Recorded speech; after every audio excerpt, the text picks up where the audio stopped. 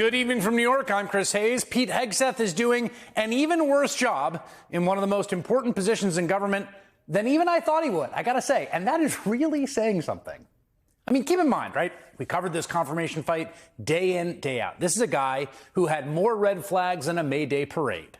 It seemed like every past employee who ever worked for the guy came out of the woodwork on and off the record to talk about how unfit he was to lead the Pentagon. And there were, of course, the allegations of excessive drinking, including on the set of his old weekend cable news show. Hegseth denies having a drinking problem, but he did vow to stop drinking when confirmed for his position. Then there's the fact the guy was basically forced out of 2 consecutive conservative veterans organizations where his tenure in charge ended in chaos amid allegations of mismanagement and misconduct. And so now here we are, right? Gave the guy one of the most important jobs in the world. And in real time, we're seeing how that's working out. Because guess what? He's running the U.S. military in the same way.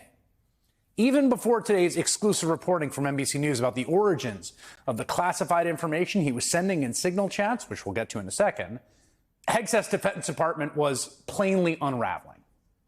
3 employees that Hegseth himself brought with him to the Pentagon, these were his buddies, his people, his loyalists. They were escorted from the building last week as part of a larger investigation into leaks from the DoD. A 4th employee, John Elliott, a longtime MAGA national security guy dating back to Trump's first campaign, resigned in frustration. He then went on to write an op-ed for Politico describing what he calls his month from hell working for the former Fox News weekend host, noting, quote, "It's hard to see Hegseth remaining in his role for much longer." We also learned this week that Hegseth's chief of staff, that's a guy named Joe Casper, has been reassigned within the Pentagon, which, again, not a great sign. Like, we're only a few months in here.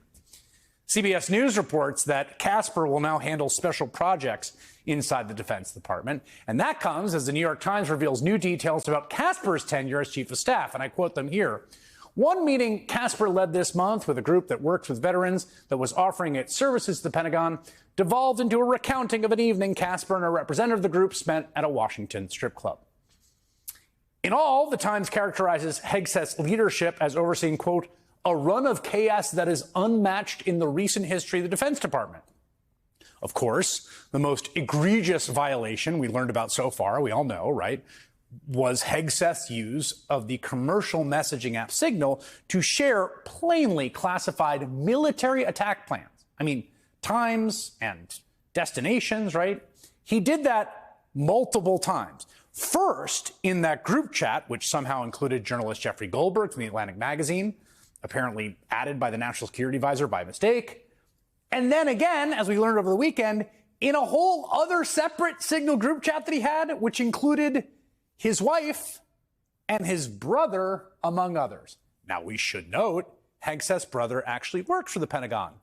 Not like before Hegseth got there, of course. No. Pete Hegseth hired his brother for some reason, because it's the new era of merit. They've gotten rid of all DEI, no favoritism, it's just merit. Can you do the job? Is your last name Hegseth? As best we can tell, his brother's work experience up to this point has been producing podcasts. And listen, I've got a brother who I love very much. I've never hired him to work for me. At any rate, there is no indication Hegseth's brother, a liaison for the DoD, needed to be on that particular group chat, to say nothing of Hegseth's wife. In fact, service members are told all the time not to tell their spouses classified information. His wife has apparently just been sitting in on sensitive government meetings with foreign leaders this whole time, which, again, I don't really know what to do with that. And today we learned that other leaders of the Pentagon knew those attack plans were classified, of course, and only should be sent through proper government channels, of course. NBC News reporting that the head of U.S. Central Command, quote, get this, used a secure U.S. government system to send detailed information about the operation to Hegseth, adding the system was, quote, specifically designed to safely transmit sensitive and classified information. But then Hegseth used his personal phone to send some of the same information to at least 2 text chats on Signal. 3 U.S. officials with direct knowledge of the exchanges told NBC News. That's right, 3 U.S. officials told NBC News. What can you say? Can't say you weren't warned. I mean, it's just egregious malpractice from the guy running the largest bureaucracy in the entire world. And if you think the Secretary of Defense of the United States, having been caught now twice doing something he plainly shouldn't do, would take some responsibilities for mistakes, well, not this one. See, this is what the media does.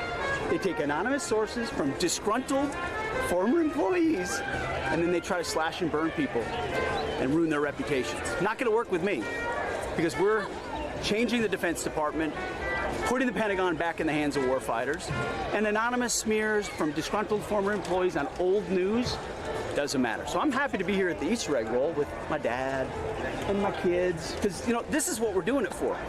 These kids right here. This is why we're fighting the fake news media. This is why we're fighting slash and burn Democrats. This is why we're fighting hoaxsters. Hoaxsters.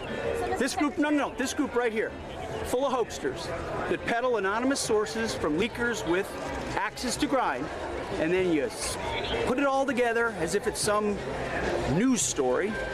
And when we know exactly what it is.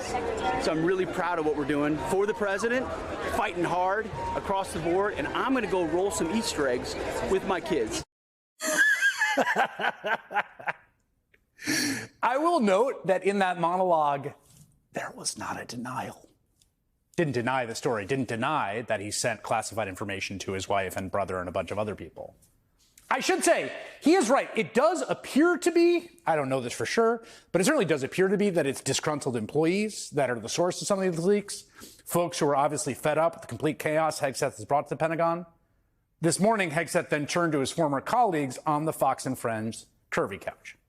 What was shared over Signal, then and now, however you characterize it, was informal, unclassified coordinations for media coordination and other things. That's what I've said from the beginning. At the beginning, it was left-wing reporters from The Atlantic who got a hold of it and then wanted to create a problem for the president. This is what it's all about, trying to get at President Trump and his agenda. Now, we should, of course, note The Atlantic got a hold of that information because Pete Hegseth messaged it to the magazine's editor. So this is where we are. And when Hegseth was confirmed by one single vote, thank you, J.D. Vance. J.D. Vance came in to break the tie. I do think some folks were hopeful there would be enough pressure from Republicans in the Senate who, I mean, I got to think deep down, like, care at some level about the competence of the entire U.S. military, that they would put some pressure to keep things on track. But clearly that doesn't appear to be the case. Like, they don't care. So far, there is exactly one Republican in Congress on the record saying that Hegseth is unfit. Congressman Don Bacon, who represents the Nebraska district that Kamala Harris coincidentally won by 4.5 points. Donald Trump, meanwhile, is, perhaps not surprisingly, standing by Hegseth for now at least, which means we will continue to watch what happens when a guy run out of 2 separate nonprofits for mismanagement is given the keys to the most powerful army in human history.